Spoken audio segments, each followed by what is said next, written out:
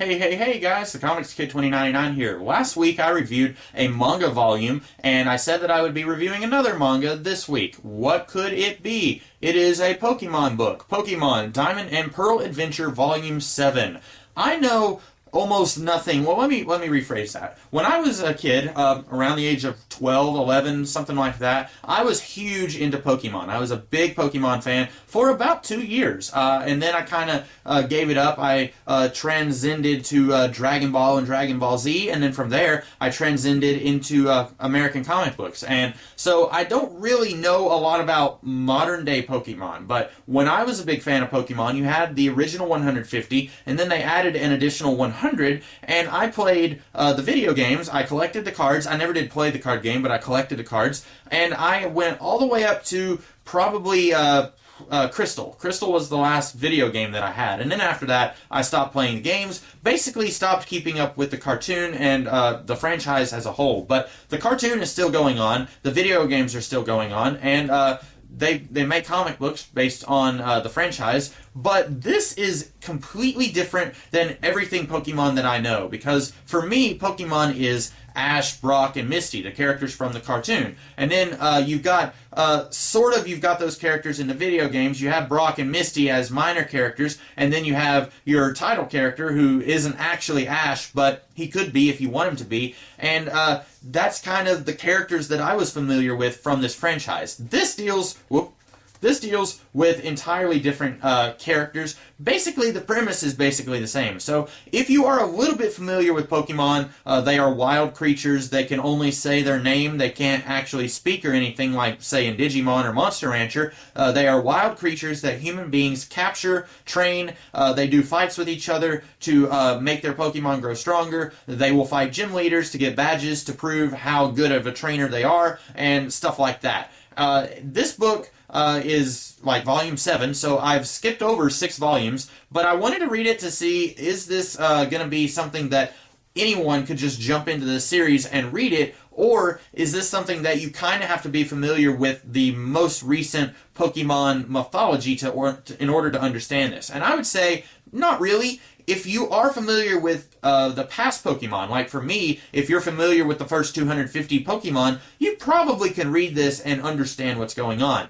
It's kind of sort of got the same premise as the original series. Instead of Ash, you've got a guy, in fact, let me go ahead and open up the character index, because I'm not going to be able to remember all these guys' names. Instead of Ash, you've got this little kid named Hereta. Instead of Misty, you've got a girl named Mitsumi. Instead of Professor Oak, you've got a guy named Professor Rowan. And then you've got, instead of Brock or Tracy, you've got a guy named June. Or Jun. I don't know how to say these names, and I mentioned that in last week's review of Urara. If I mispronounce any of these names, I'm sorry, I don't know how to pronounce them. But these character types are basically the same as they were in the original Pokemon cartoon that I used to watch. Hereta is very similar to Ash. He's got a very strong bond with his Pokemon.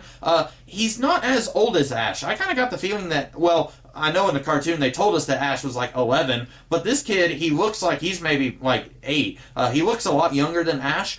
He kind of reminds me of the incurable prankster type. If you watched Avatar: The Last Airbender, there was an episode where they watched a play based on their lives, and the character version of Aang that they were watching, they played Aang as an incurable prankster who's just kind of this mischievous Loki slash imp character. And that's kind of what Hereta reminds me of. Hereta doesn't seem very serious here, and admittedly, Ash Ketchum was never very serious, but he was more just stupid.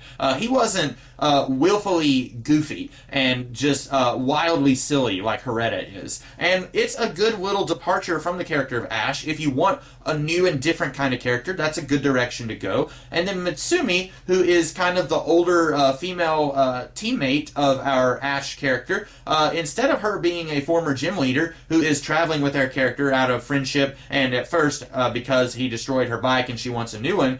Instead of that, Mitsumi is formerly a member of the bad guys. There is a gang of people. Instead of Team Rocket, it's Team Galactic, but they're basically exactly the same thing. She's formerly a member of Team Galactic, and so that's a nice little departure for her character. And then Jun, we don't really know anything about him at all. He's just kind of here very briefly in like 1 of 5 chapters in this book. I don't really know anything about him. And then Professor Rowan, we don't really get a whole lot with him.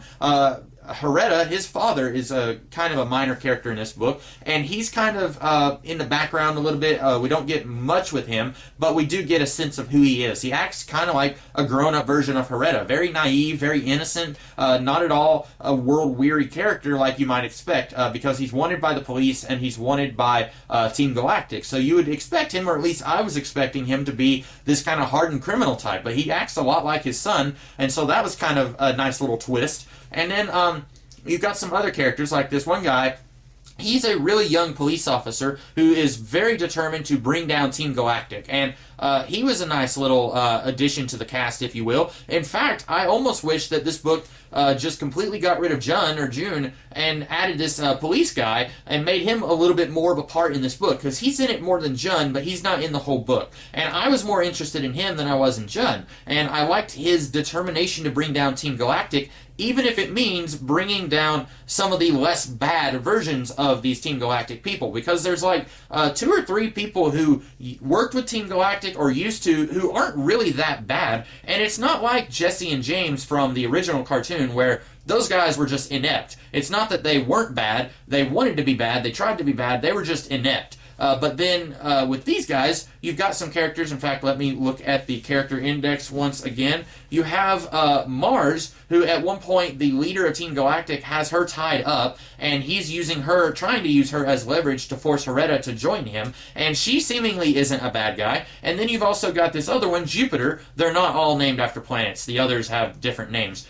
Jupiter, also seemingly not really a bad guy, although we find out the only reason she worked for Team Galactic was because this other guy did. So I guess maybe she had a crush on him or something. I don't know. That's probably explained in past volumes. But these 2 guys aren't really bad guys, but they're working with Team Galactic, or at least they were at one time. And so add that to Mitsumi, who also is formerly a Team Galactic character. We don't get a whole lot of Team Galactic as bad guys. We get the the leader of Team Galactic. His name is Charon, and he is only recently the leader of Team Galactic, because before that there was a guy named Cyrus who was the leader and was kind of deposed and walked up by Charon, and Charon is really the only Team Galactic guy who's actually a bad guy. Everyone else is either formerly from Team Galactic or just a red shirt or a stormtrooper who doesn't have a name. Except for this one guy who shows up for like 2.5 pages in this book. I poo you not, his name is the Butt Guy.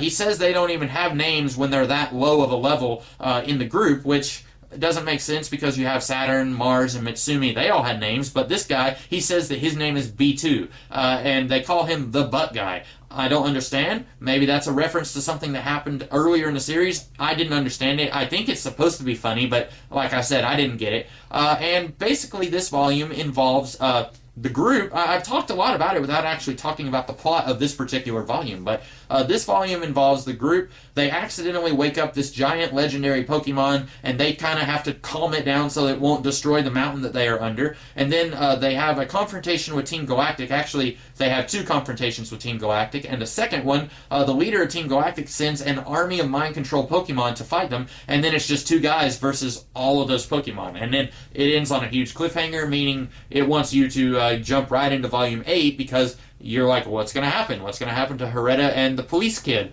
And other than that, Hereta is looking for this mythical Pokemon called Giratina. And his father has encountered this Pokemon once before, and the only reason that Hereta is looking for Giratina is because he got a message from him somehow that said, if you find Giratina, you will find your father. And so he's looking for his father, and because of that, he's looking for Giratina. And then Team Galactic is also looking for Giratina, but they want to sell the Pokemon on the black market to make lots of money, because they are the bad guys. And that's basically all that's going on here. I'm going to say, in comparison to Urara, which I reviewed last week, this is not as intuitive. It's not as easy to jump into. Admittedly, part of that is because this is Volume 7 and not Volume 1. But also, even if it was Volume 1, this book I feel like tries to do a lot more than Urara Volume 1. It has a lot of lingering subplots that, again, were set up in the previous 6 volumes, but I'm almost thinking that if I jumped into the series from the beginning,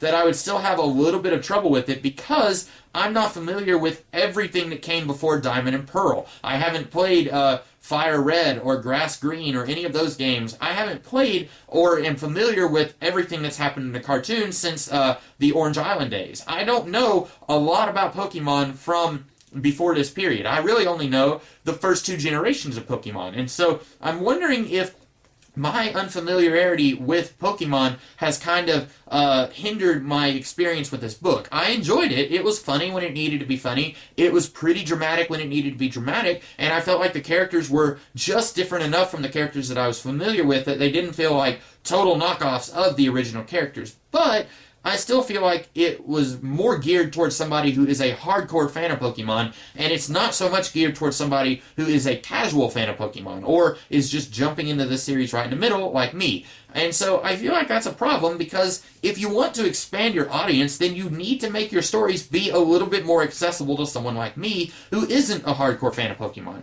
Now, admittedly, Japanese comics don't have the problems that American comics have of dwindling readerships and people who just aren't interested in comic books. In Japan, comics is like the biggest import that they have, or export, or whatever you call it, the biggest thing that they have in Japan. Comics are huge, and they've got all kinds of genres, all kinds of different stories out there, so they don't have to worry about keeping an audience and maintaining and growing an audience like you tend to have with American comics, where people are always trying to find a way to make the audience grow and to have a bigger audience and keep the audience that they have. So maybe they're not worried that this volume is a little bit impenetrable for someone like me, but I would be worried. I would want to make this story be as easy to read for everyone as I possibly could. But that's neither here nor there. I did enjoy this book. I don't feel obligated to go and read the other volumes. I don't feel like I have to go and read volumes 1 through 6 or volume 8. I really don't feel like this made me interested enough in the story to go and read those, but it was a nice diverting read. It was fun, and it reminded me of why I liked Pokemon when I was younger. Not enough to make me want to go and hunt down these other stories, but it was a fun little story, and I did enjoy myself. So if you are a huge fan of Pokemon, I would recommend that you read this story, but I am not the huge fan of Pokemon that I once was, so this story wasn't necessarily something that I had to read if I could do it over again. Or if you presented to me Volume 8 and said, here's Volume 8, do you want to buy it? I would say, probably not.